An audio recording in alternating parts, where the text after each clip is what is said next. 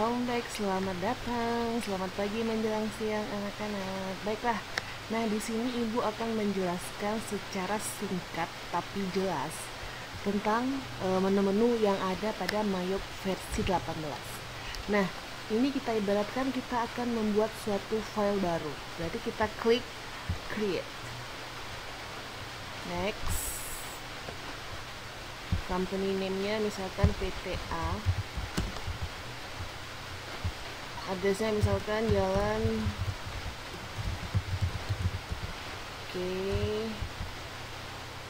kita asumsikan ini semuanya udah terisi ya. Next 2019 misalkan. Nah, current financial year di sini artinya adalah tahun buku yang sedang berjalan. Jadi ini sesuaikan dengan soal masing-masing. Last month of financial year ini artinya bulan tutup buku. Biasanya perusahaan menutup buku atau akhir periode pembukuan itu adalah di bulan Desember. Sama ini juga melihatnya di soal. Nah, terus ada conversion month. Conversion month itu adalah bulan di mana kita memulai transaksi. Nah, kalau yang ini lihatnya di mana, Bu? Kalau yang ini kamu lihatnya nanti di bukti transaksi yang ada di soal. Kamu lihat itu di bukti transaksinya dimulai bulan apa. Jadi saya ulang lagi ya. Current financial year itu tahun buku yang sedang berjalan. Nah, itu lihat di soal. Last month of financial year ini bulan tutup buku. Conversion month itu bulan dimulainya transaksi menggunakan Mayop.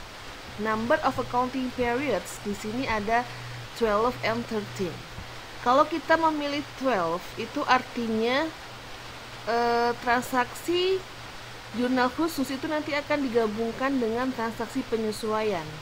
Jadi biasanya penyesuaiannya di bulan 12. Nah, kalau 13 itu nanti jurnal penyesuaiannya itu kita buat bulan sendiri. Jadi setelah Desember nanti di situ ada bulan 13 yang isinya hanya untuk mencatat jurnal penyesuaian atau memorial. Nah, kalau dalam contoh ini kita masih mencoba menggunakan yang 12 aja.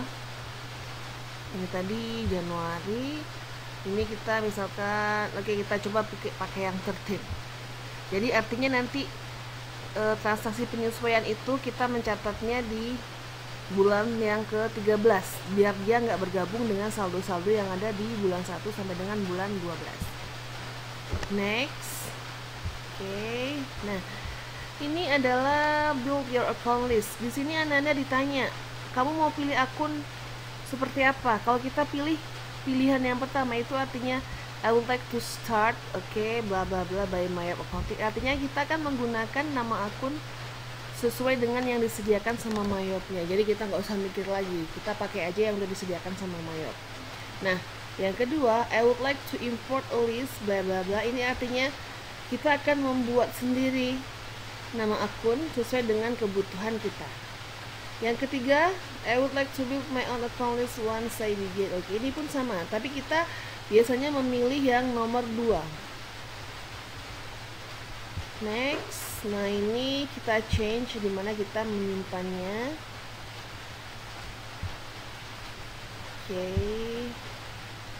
Baiklah, next.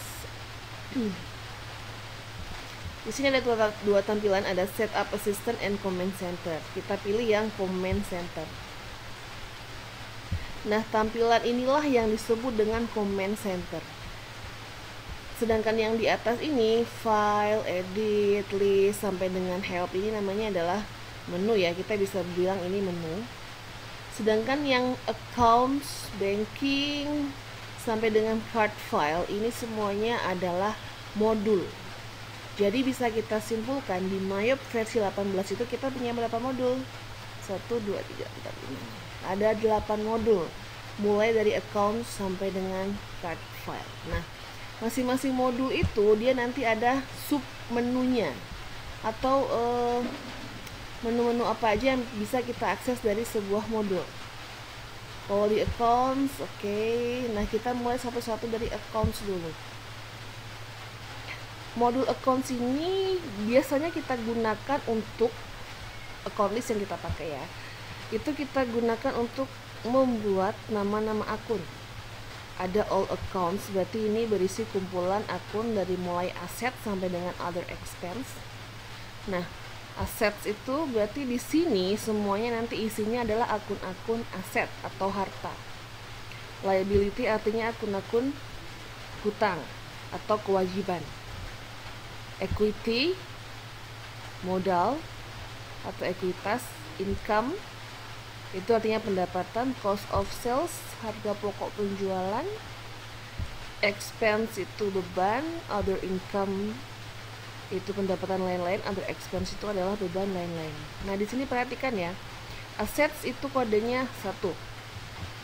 Jadi semua akun yang kode awalnya 1 berarti dia masuk kelompok assets. 2, liability, begitu seterusnya sampai dengan ke-6 ada expense. Tapi coba Anda perhatikan, setelah expense other income itu kodenya langsung 8. Berarti bisa disimpulkan di Mayop tidak ada nama akun atau kelompok akun yang menggunakan kode 7. Jadi 1, 2, 3, 4, 5, 6, lanjut 8, baru 9. Nah, dalam menu di sini di account list ini kita bisa menambah nama akun, mengedit nama akun, dan juga menghapus nama akun. Nah, ini Ibu contohkan satu ya. Ibu mau mengetik sebuah akun yang ada di assets. Oke, contohnya. Oke, 1100. Nah, cash in bank atau kas di bank. Nah, kamu perhatikan di aset ini akun tipenya itu ada berapa? 1, 2, 3, 4, 5. Nah, Ibu mau ngajarkan gimana kita bisa menentukan akun ini masuk tipe bank, akun receivable, atau tipe yang lainnya. Yang tipenya bank itu adalah akun-akun yang digunakan untuk membayar dan menerima uang. Jadi akun-akun yang berkaitan dengan uang masuk dan uang keluar itu dia tipenya harus dan wajib bank. Berarti akun apa aja di sini? Bisa cash in bank, bisa petty cash, bisa bank mandiri dan sebagainya. Pokoknya yang digunakan untuk kegiatan uang masuk dan uang keluar. Seperti itu.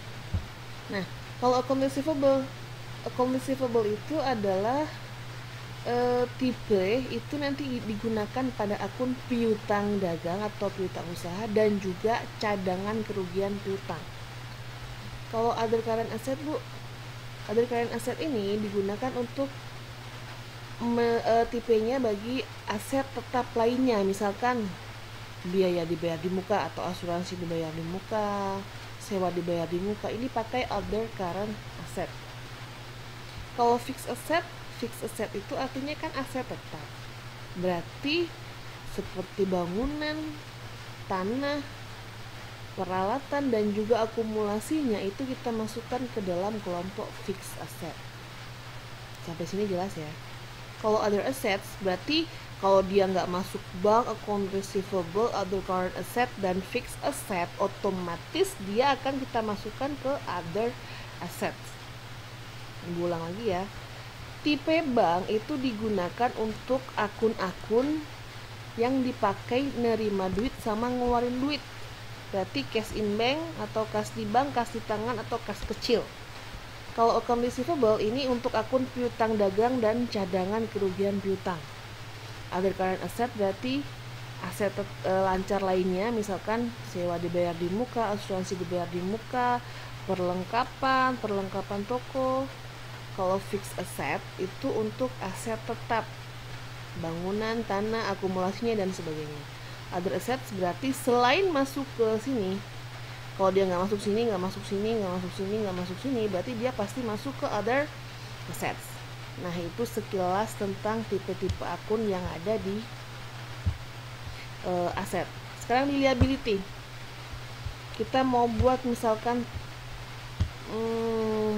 utang usaha ya, 200.000 misalkan namanya usaha misalkan. Tipenya apa, Bu? Nah, ini Ibu jelaskan dulu.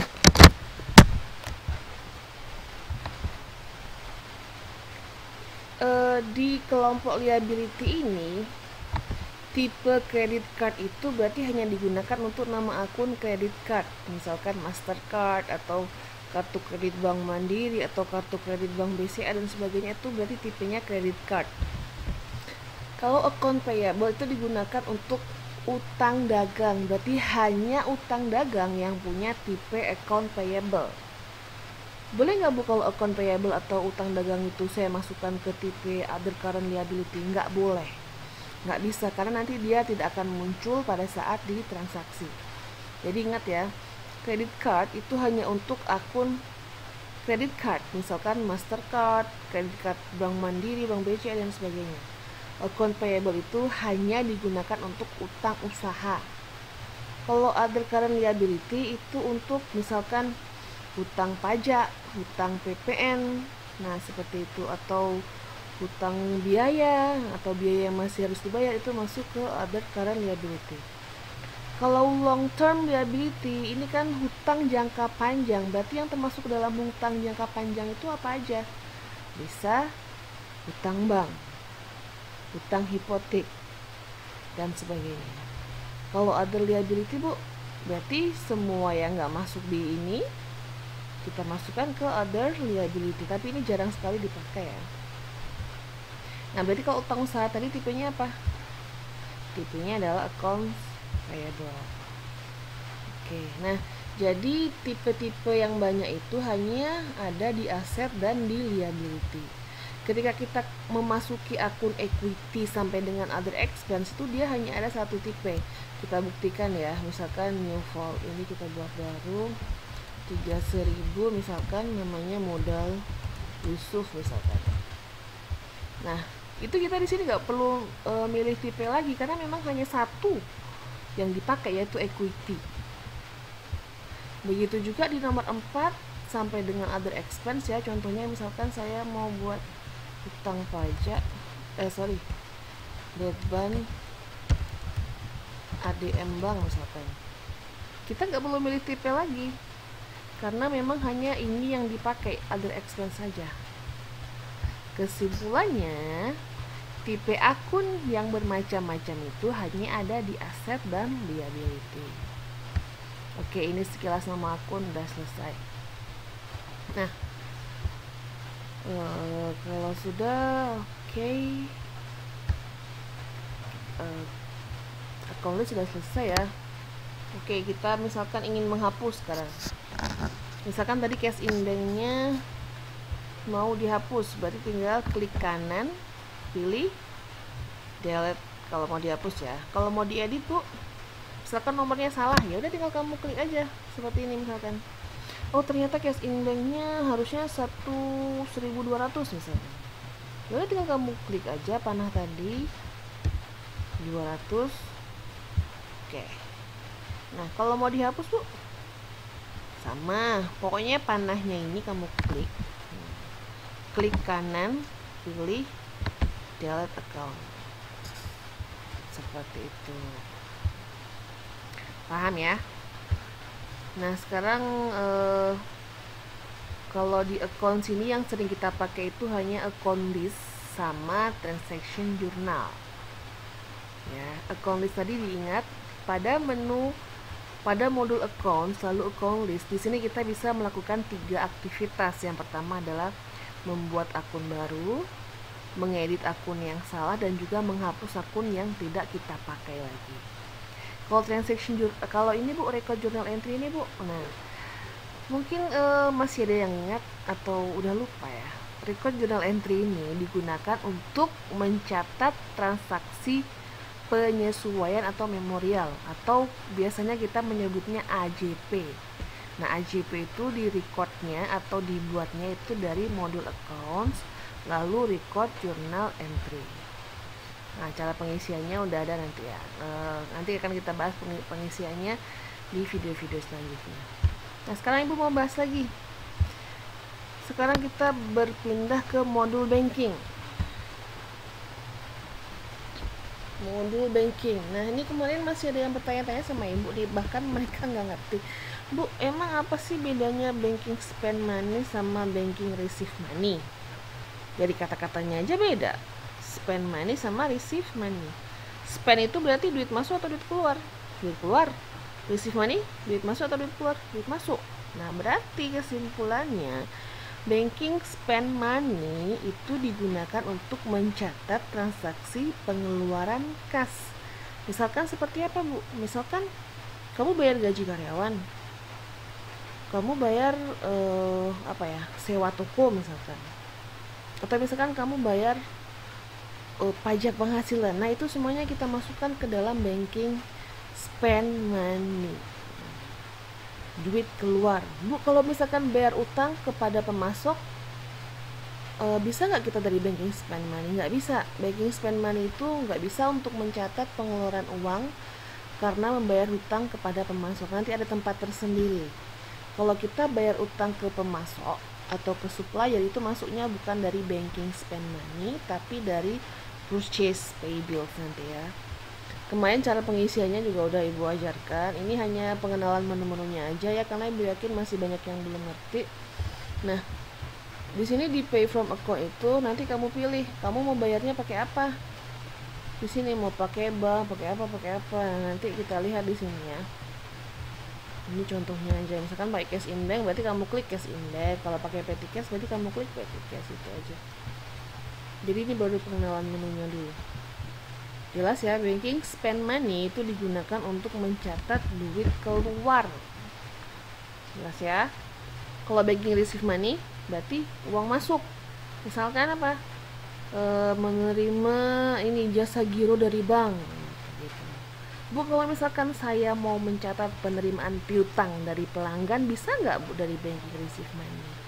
Nggak bisa ya, karena memang dia udah punya tempat tersendiri.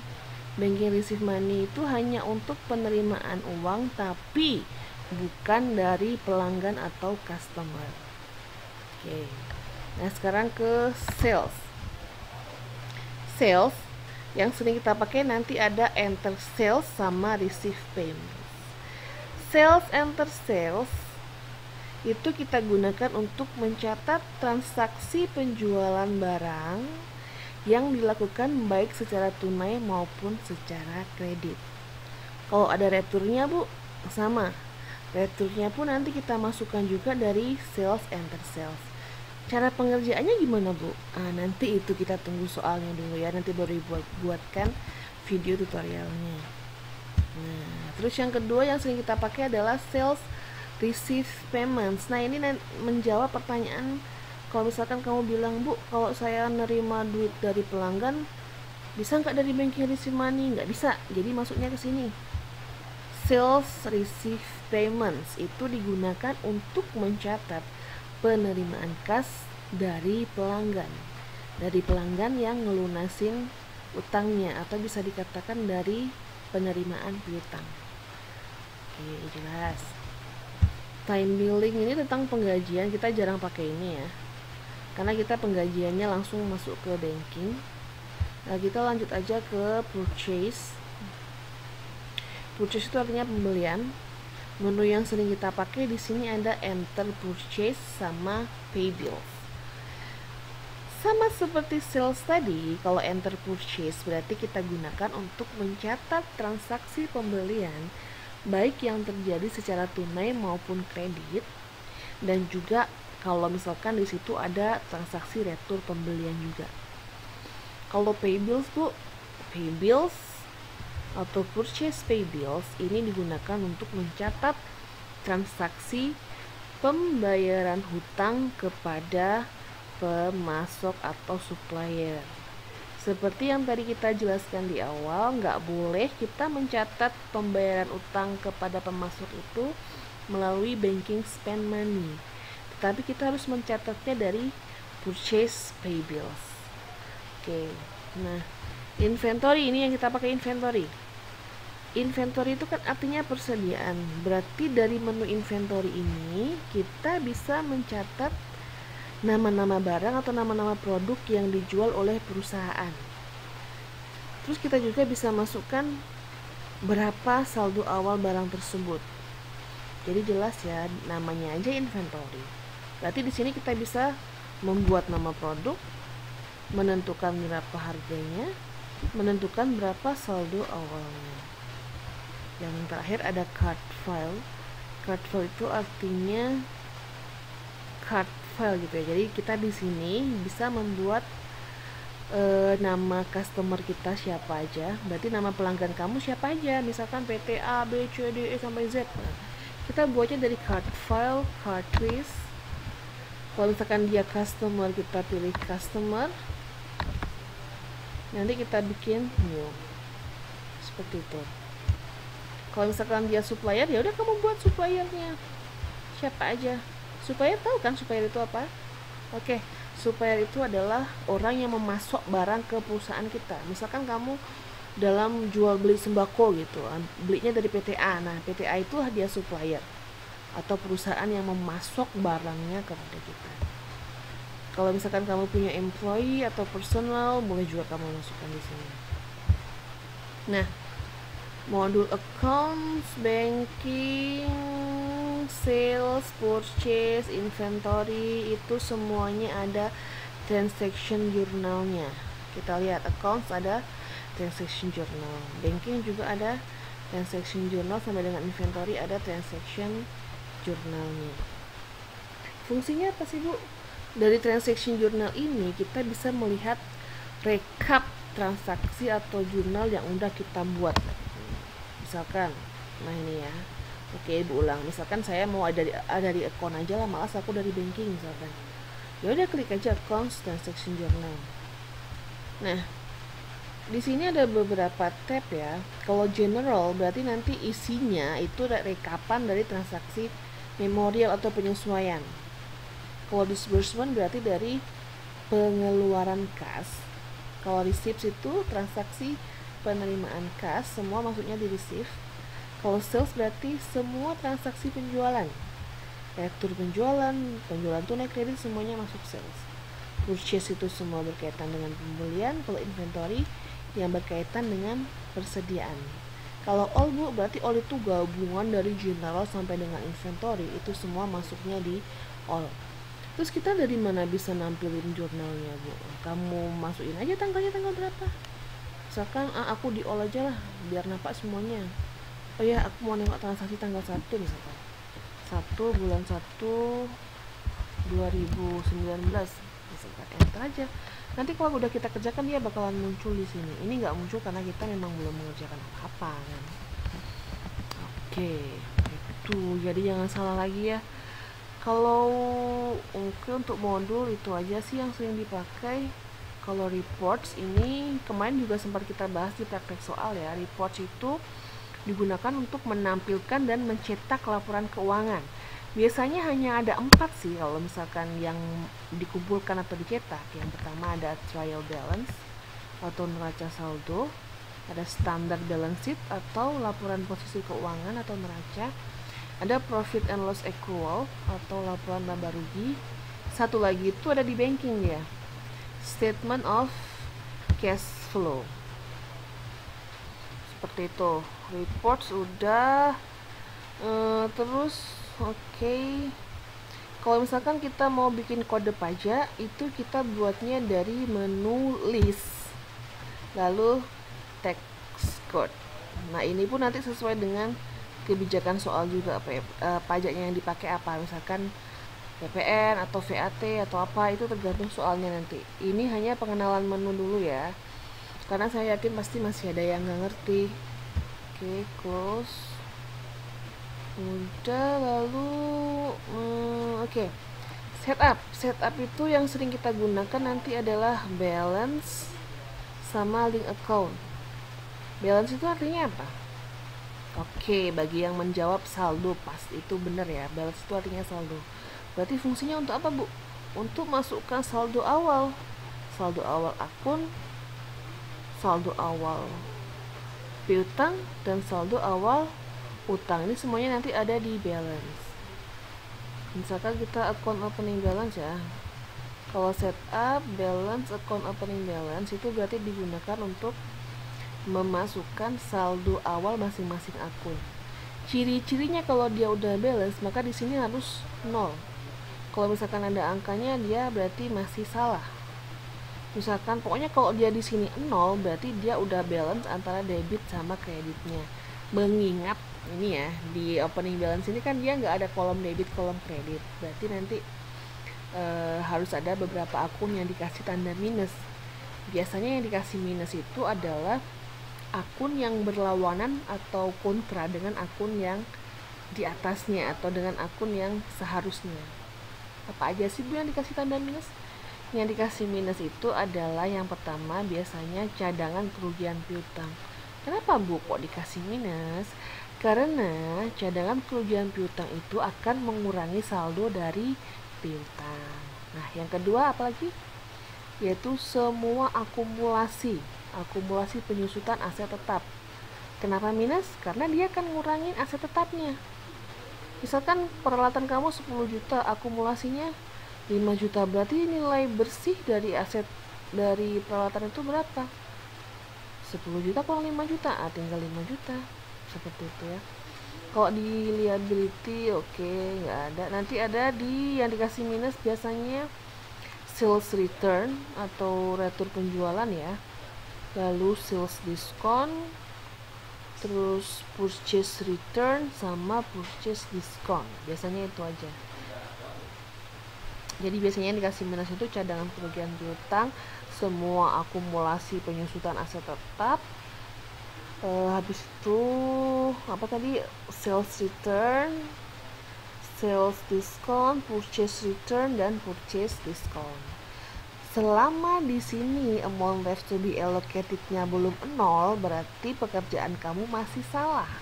Harus dicek dulu mana yang nggak bisa, misalkan mana yang salah letak, atau misalkan mana yang harusnya pakai minus malah nggak kamu kasih minus.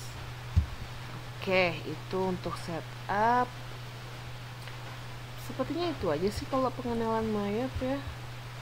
Menu file yang sering kita pakai exit. Nggak mungkin kita pakai itu ya, edit. Oke, itu aja. Untuk selanjutnya mengenai praktek soal itu nanti menyusul ya. Jadi saya ingin memastikan dulu kamu memang benar-benar memahami setidaknya dasar-dasar atau basicnya kita belajar Mayap itu pakai menu apa aja. Jadi seenggaknya apa yang Ibu bilang tadi kamu memahami semuanya. Kalau misalkan masih ada yang kurang ngerti atau kurang paham, silakan bertanya. Silakan PC atau komen di Classroom juga boleh.